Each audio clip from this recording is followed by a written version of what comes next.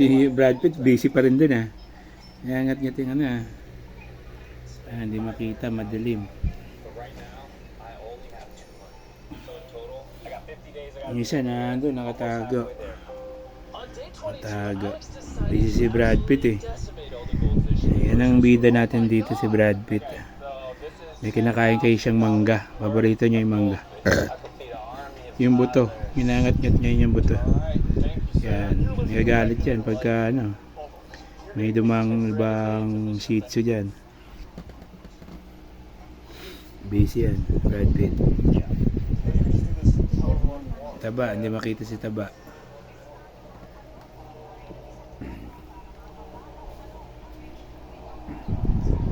As you can see, the days started blending together for Alex.